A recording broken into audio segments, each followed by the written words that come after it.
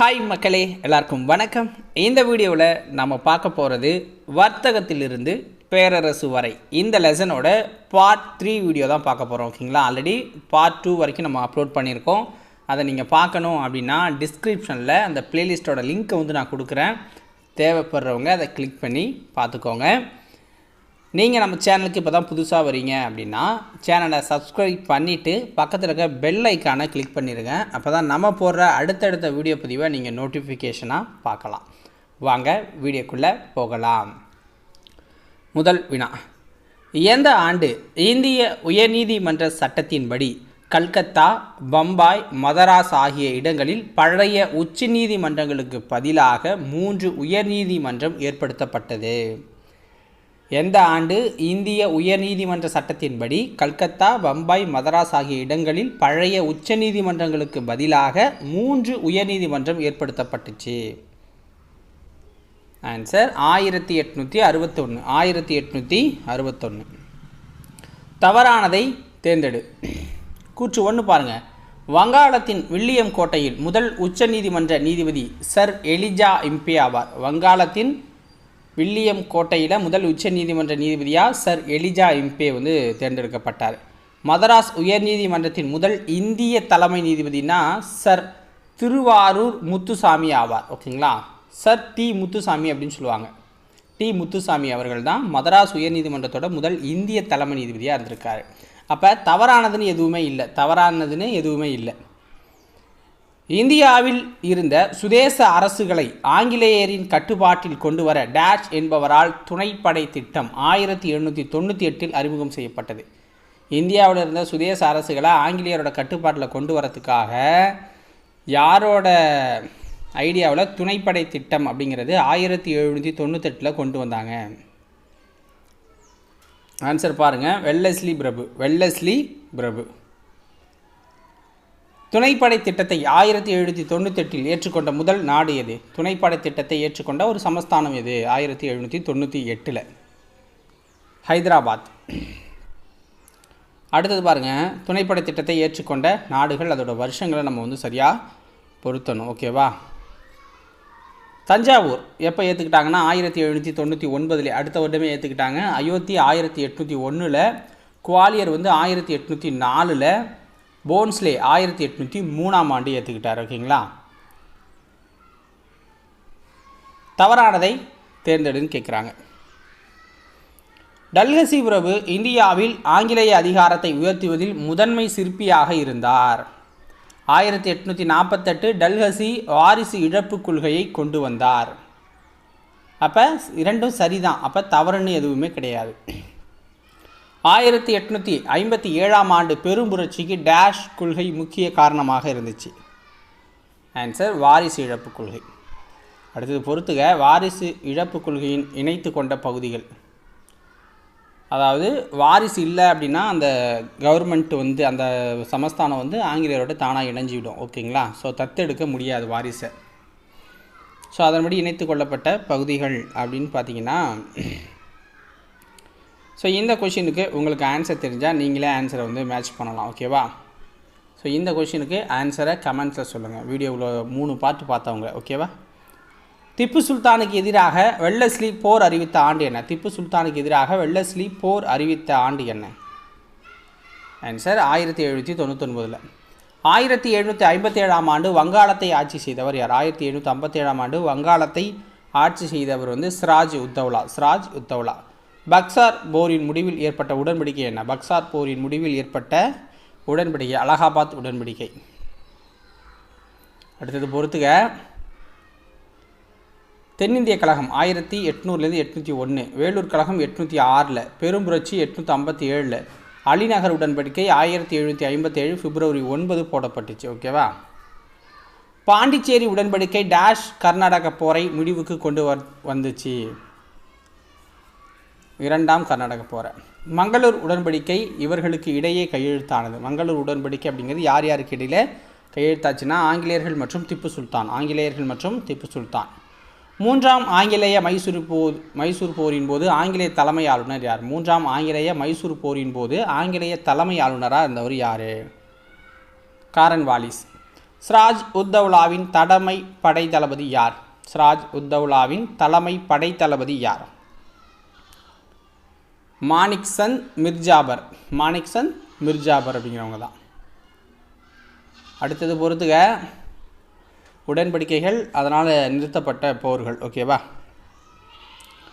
ஐலா சபேல் உடன்படிக்கை, முதல் கர்நாடக போர் நிறுத்தப்பட்டுச்சு. சால்பை உடன்படிக்கையின்படி முதல் மராத்திய போர் நிப்பாட்டப்பட்டுச்சு. பாரிஸ் உடன்படிக்கையின்படி மூன்றாம் கர்நாடக போர் முடிவுக்கு வந்துச்சு. ஸ்ரீரங்க உடன்படிக்கைப்படி பார்த்திங்க அப்படின்னா மூன்றாம் ஆங்கிலேய மைசூர் போர் முடிவுக்கு வந்துச்சு. மெட்ராஸ் உடன்படிக்கையின்படி முதல் ஆங்கிலேய மைசூர் போர் வந்து முடிவுக்கு வந்துச்சு. ஓகேவா? அடுத்து பாருங்கள், சரியானதை தேர்ந்தெடு அப்படிங்கிறாங்க. சரியானதை தேர்ந்தெடு.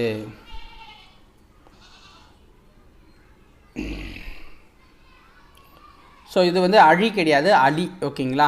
அலி வர்த்தி கான் மறைவுக்கு பின்னர் சிராஜ் உத்தவ்லா வங்காளத்தின் அரியணை ஏறினார். சரி. பிளாசி போரில் ஆங்கிலேய படையை வழிநடத்தியவர் ஹெக்டர் மன்ரோ. இது அப்போ தப்பு. ஐரோப்பாவில் எடுத்த ஆஸ்திரிய வாரிசுரிமை போர் இரண்டாம் கர்நாடக போருக்கு இட்டு சென்றது. தப்பு. காரன் வாலிஸ் பிரபு காவல்துறையை உருவாக்கினார். சரி. ஓகேங்களா? அப்போ 1, 4 தான் சரி. திப்பு சுல்தான் எந்த மைசூர் போரில் கொல்லப்பட்டார்? திப்பு சுல்தான் எந்த மைசூர் போரில் கொல்லப்பட்டார்? 4ஆம் மைசூர் போர். 4ஆம் மைசூர் போரில். டேஷ் தலைமையில் மைசூர் சமஸ்தானம் தென்னிந்திய வரலாற்றின் மிகப்பெரிய எழுச்சியை பெற்றது. ஹைதர் அலி காலத்தில். டேஷில் கம்பெனியின் இயக்குநர்கள் இங்கிலாந்தில் உள்ள ஹெய்லிபரி என்ற இடத்தில் கிழக்கிந்திய கல்லூரியை நிறுவினர். ஆன்சர் 1806. அது புக் பேக் கொஷின் பார்க்க போகிறோம். 1757ஆம் ஆண்டு வங்காளத்தை ஆட்சி செய்தவர் யார்? சிராஜ் உத்தவ்லா. பிளாசிப் போர் நடைபெற்ற ஆண்டு 1757.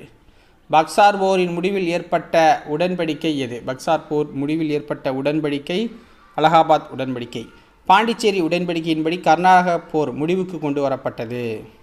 எந்த கர்நாடக போர் முடிவுக்கு கொண்டு வரப்பட்டது? 2ஆம் கர்நாடக போர். ஹைதர் அலி மைசூர் அரியணை ஏறிய ஆண்டு 1761. 1761.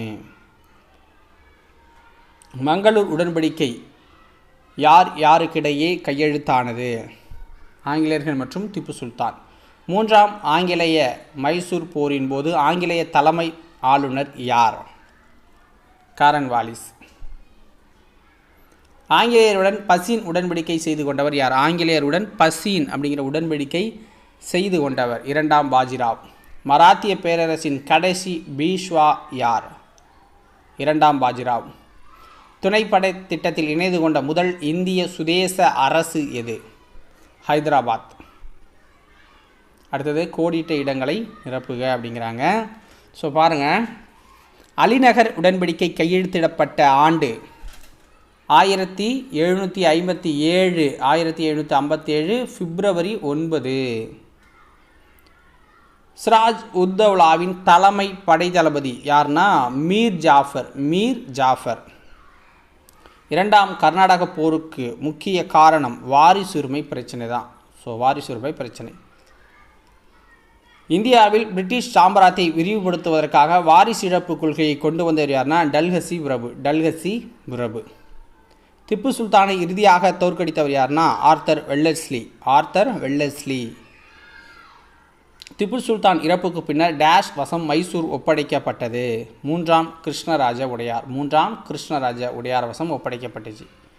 1800ஆம் ஆண்டு கல்கத்தாவில் உள்ள வில்லியம் கோட்டையில் ஒரு கல்லூரி நிறுவியவர் யார்?